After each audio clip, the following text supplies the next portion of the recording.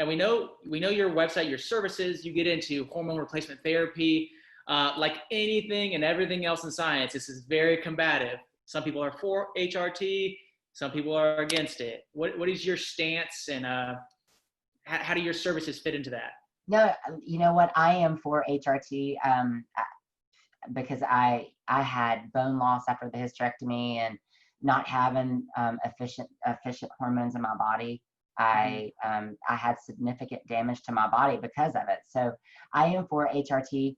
I'm going to take the approach personally, and that's why I'm trying it just naturally with diet and supplementation and not doing HRT right now. My approach with patients are going to be, let's try diet and exercise and supplements first, and then we can go to bioidenticals. You know, but again, it's about living your best life. And if HRT can get you back to having a good quality of life and having a healthy sex life, and again, like you said, Stephen, it affects your social life, it affects your family life, your relationships, and so really it's full circle. You know, I'm all about it. And I saw you you had phytoestrogens as an alternative, and I feel like there's not enough being talked about with phytoestrogens. Like I see the research. It was actually some vegan bodybuilders that talked about them, and everyone's like, "Oh, soy, it's estrogen." Well, really, it's phytoestrogens, which can be very beneficial to your body. You know, soy comes with its own problems, you know, digestion, and some people just can't handle it. Luckily, I can. I enjoy the taste. I enjoy the benefits of the phytoestrogens. But could you just give some background to what exactly these chemicals are doing for a person? The phytoestrogen foods are fantastic. I did a whole research paper on it for one of my thesis, especially for women. I mean, like, they're beneficial for men too, because it's going to balance. I mean, every man has estrogen in his body, and so you got to make sure that it's not being converted. Of course, you know, you don't want it to cause you to gain weight and things like that. But for a healthy hormone balance, you want to make sure that everything is equal. But phytoestrogen foods, I mean, you can get them from everywhere from flax seeds to your vegetables to, I mean, there's I'll have a whole list. I have like 2 pages. I took your quiz. Took your quiz on your website. Yes, I mean, literally, there's so much information I could share on them. But a lot of people, again, I think you're right, Stephen. They don't talk enough about them, and a lot of my women that are going into menopause, I have them on a high phytoestrogen food diet.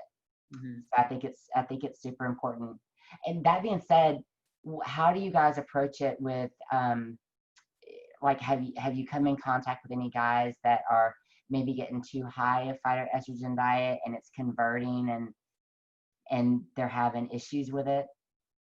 Personally, I've heard nothing of phytoestrogens in the clinic. I don't hear about it in classroom. I hear about it on PubMed.gov or on documentaries, and when I do my own research. And what Patrick mentioned, that our classroom slides will have a slide or two about diet.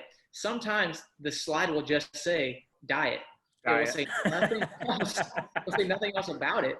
But I found the dynamic role of phytoestrogens so compelling, because it's like everyone associates, like we said, soy and vegetables, you know, certain vegetables, legumes, all that, with the estrogens, and it's the phytoestrogens that have the benefit of, I believe it's improving vascular elasticity and combating some of the effects against estrogen. So I haven't seen anything in the clinic. We see drugs dispensed. That's as much as we've seen, basically. For your guys that are, for your viewers that are always questioning about soy, I came across one research paper, literally just one research paper, and all the research that I did, that soy, and again, this was a vegan, he was a plant-based vegan patient, and he was young, he was 18 and actually started experiencing erectile dysfunction. But he was consuming a ton of soy, like a ton of soy, everything in moderation. So I think as long as you're doing like one serving a day, one serving every 2 days, I don't think that you're going to have any issues with the conversion to estrogen. I think soy can be very healthy. Absolutely, it can be very healthy. How many servings do you get a day, Stephen? Well, moderation is a big word. I the most I'll have in a day is maybe 2 or 3 servings. That's because it's like the tofu block. And if I chop it up to make a stir fry or something, and the whole pack is 70 grams of protein, and I'll eat the whole block throughout the day, especially like after a workout day and I want like some for lunch and some for dinner, I'll have like 5 a day. But whether that's too much or not, ED is not an issue here. So we gotta be, Patrick, are you so proud that he just said that out loud? Yes, this is like, we just made a huge with you, Cindy. We're breaking stigmas, it looks like. Steven, it's happening.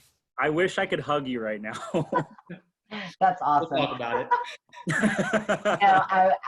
As long as you're breaking it up like that and you're just, again, moderation is key. And moderation is key with everything. I mean, I'm not going to tell your guys, hey, don't drink, because you're going to get erectile dysfunction.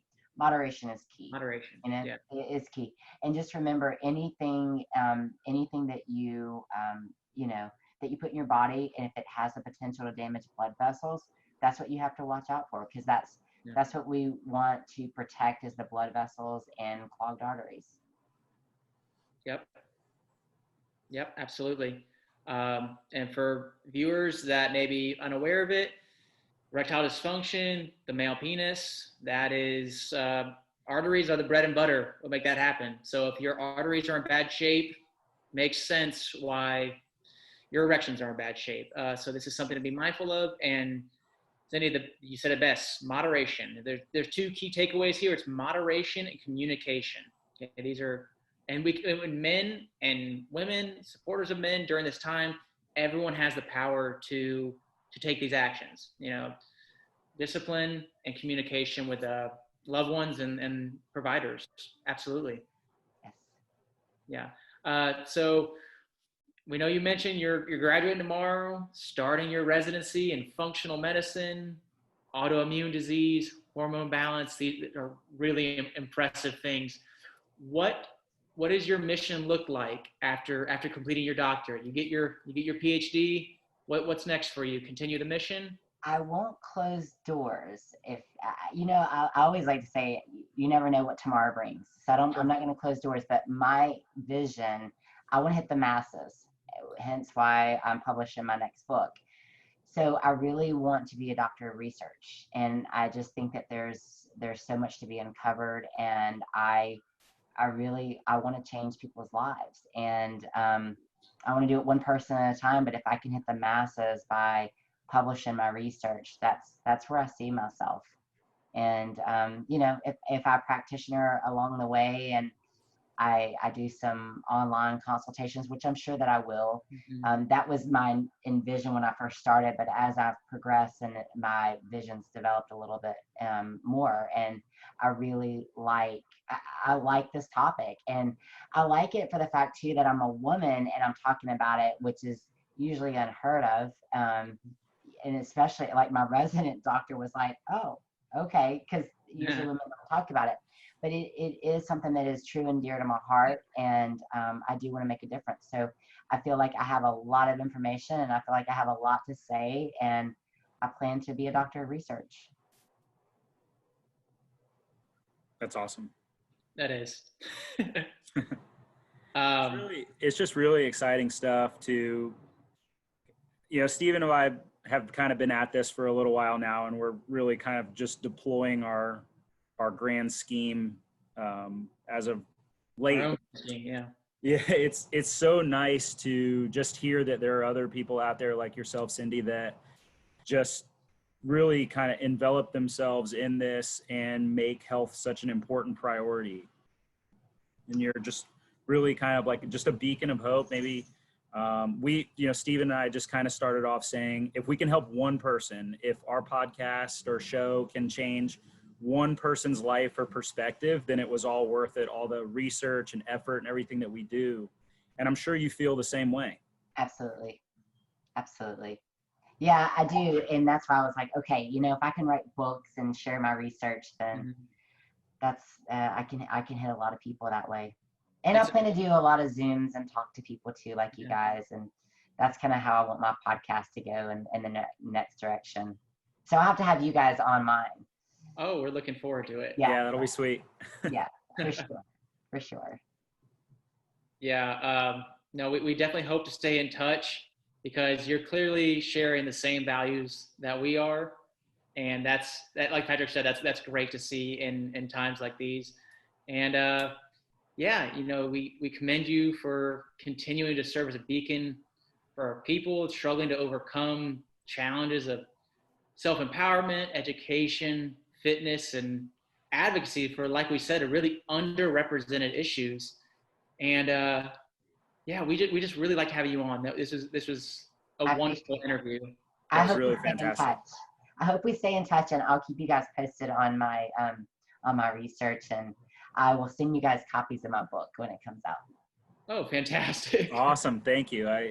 We just want to before concluding here. We know your services are mainly in Mobile, Orange Beach, but you do virtuals, correct? For anyone? Well, actually, yeah, they're actually Patrick. They're more actually Patrick and Steven. They're more really worldwide. I have clients all over the world that I do Zooms with. Awesome. So I really don't do too much of the training anymore in Orange Beach. My husband does that because I'm going into residency. I'm having to really laser focus. But yeah, I mean, I have a lot of online clients, and I really enjoy those because we do Zoom conferences, and I'm able to stay in touch with them via social media. They send me pictures. So really, anywhere in the world that you are, you can talk to me, and I'd be happy to help. That's fantastic. Everyone, this was Cindy Lane Ross, resident in functional medicine. You can find her at Live Wellness Forever, Orange Beach, Alabama. We appreciate having you on. This was wonderful, and we hope to stay in touch. Everyone, give the video a like, thumbs up, thumbs down, comment, agree, disagree. What does men's health mean to you? We hope to see you in the comments, and we appreciate the support for Men's Health Unscripted. Thanks, Patrick. Thanks, Steven. I enjoyed it. Thank you. That was a lot of fun. I can't wait to do it again. Talk to you soon. Bye-bye. Bye.